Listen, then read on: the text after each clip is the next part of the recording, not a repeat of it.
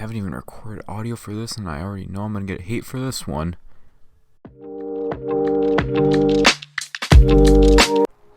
If World at War Zombies is the first underground indie album, then Black Ops 1 Zombies is the game mode that becomes mainstream, that has old fans claiming, I knew about it first. You're not a real fan because you don't like Shinonuma, even though Shinonuma is shit.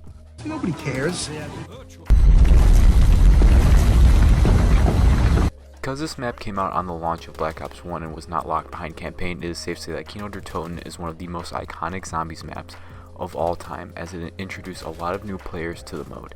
Hell, it was even my very first zombies map, and I can even remember fond memories like getting my very first ray gun from the mystery box on the Kino stage. Every fan looks at Kino fondly, but before we praise this map, let's step back for a second. I think we can all admit, this map is insanely overrated. Now, I know, I'm dumb, my opinion is dumb, this map is a classic, and I'm a jackass piece of shit asshole douchebag. But calm down, let's take a break. What's going on, guys, and welcome back to the channel. Today, we're going to be taking a look at yet another Call of Duty Zombies map. Now, if you're new here, which you very well could be, this is a series where we look at a map's features, a map's layout, as well as positives and negatives about a specific Call of Duty Zombies map.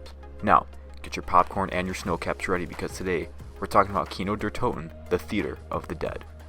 Starting off with map layout, the map layout for Kino is extremely simple as it's pretty much just a big ol' circle. That's right, it's more rounder than your mama.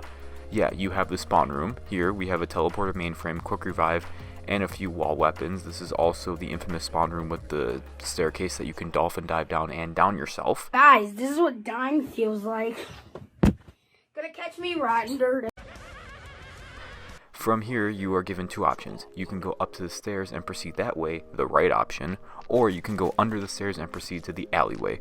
It's important to note that the same people who go to the alley are the same people who did this with their eyes as a kid, and they're all in prison now. Do with that information what you will. Going up the stairs, we enter the picture room. This room has a wall by, a box spawn, as well as mule kick. It also has these portraits of the four characters hanging up on the wall. Going down the stairs, we enter another room. This room has a box spawn, a turret trap, speed cola, and the MP40 wall by. Finally, we can proceed to the dressing room and the stage where the power switch is located. The features of the stage include a box spawn as well as a teleporter. The Wonder Fizz machine is exclusive to Black Ops 3, and the theater itself has another box spawn. The Juggernog machine and the Bowie knife wall by makes its return.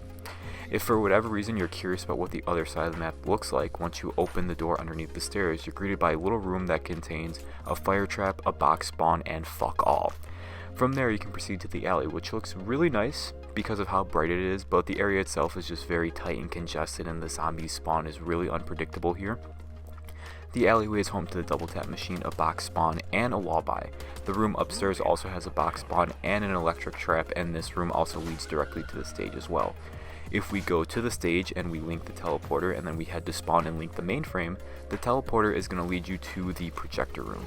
This projector room has the pack-a-punch machine, and when you get teleported out of this room, you can be dropped in a few random locations, such as Samantha's room before you're brought back to spawn, which is sort of like a neat little Easter egg that is on this map. So like I said, the map layout is super simple, it's super nice, and it forms a perfect circle. So now moving on to the map features. One quote-unquote fun fact about Kino is that this map was originally supposed to be DLC for World at War Zombies, so a lot of the features that we see here are extremely similar to past maps and are very basic compared to future maps. The map features Hellhounds, and they work the exact same way they did on previous maps. They spawn in every 5 to 6 rounds and they'll drop a max ammo. Unlike Doris, they do not spawn alongside the zombies. Instead, this map has the addition of Nova 6 crawlers that will spawn alongside the zombies.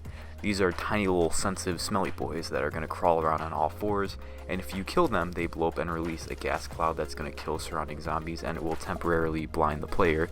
If you kill these dudes with a ray gun or with the Bowie knife, then they won't fart all over you. Instead, they'll just die without releasing the gas cloud.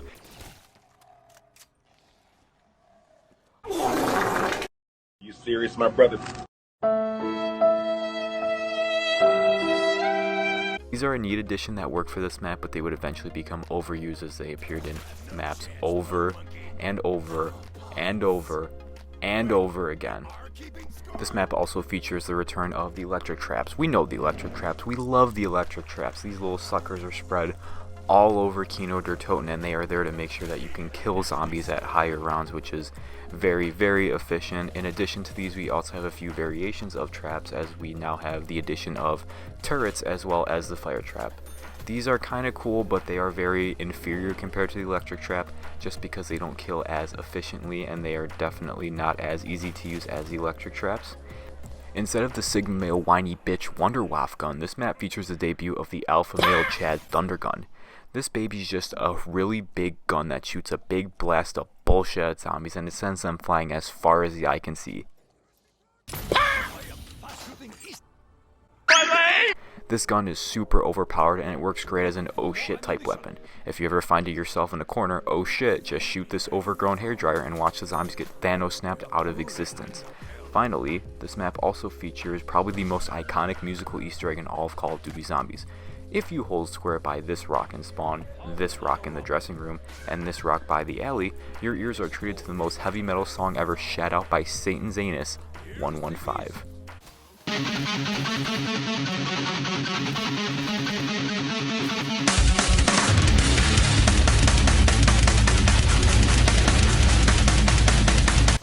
Like I said, this is a lot of people's very first zombie map because it didn't have the drawback of being locked behind a campaign or anything like that. So a lot of people, when you play Black Ops 1, you can just jump straight into Kino Der Toten. So to a lot of people, this is zombies. In addition, between the Thunder Gun and the song, a lot of players have a lot of fond memories of Kino. These are symbols and music that people just automatically group together with zombies because of this map. This map is also very good for new players. It's extremely new player friendly, and it's very forgiving. Since the stage is such a wide area, it's really good for training, and honestly the stage is equivalent to the Derice Catwalk, where that's very iconic for camping. The Kino stage is very iconic for training.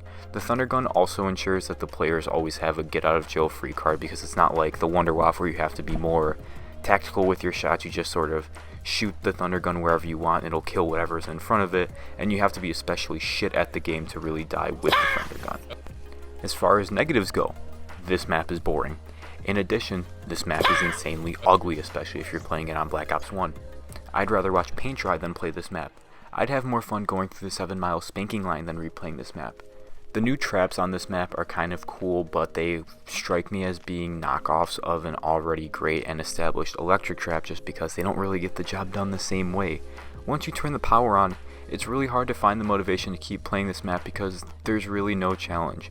On Derice, the map was moderately easy, and the Wonder Waff is pretty good, but it's not good enough that it's going to save you if you find yourself cornered. You still have that excitement that at any moment you can just find yourself instantly surrounded and you're gonna die. Here, the map is just extremely spacious, it's easy to get around, and the Thunder Gun hits harder than a punch to the dick, meaning that players are never really in danger unless they're playing the game blindfolded, and with one arm tied behind their back, and you're in a completely different room from where your PlayStation is. Yeah, this map is really easy, and overall, if I want to use the Thunder Gun, I can do that and have more fun on maps like Revelations or Ascension.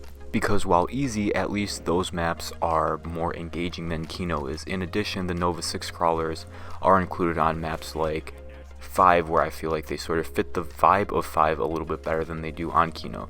So overall, anything that Kino added to zombies to innovate it is featured in other maps, and I think that they're integrated a lot better on other maps than they are on Kino themselves. Look, I know I was a little harsh on Kino in this video. I had a lot of negatives to say.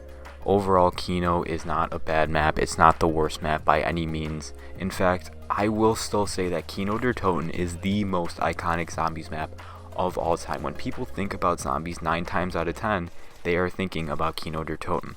The biggest issue with the map is that it's just extremely mid.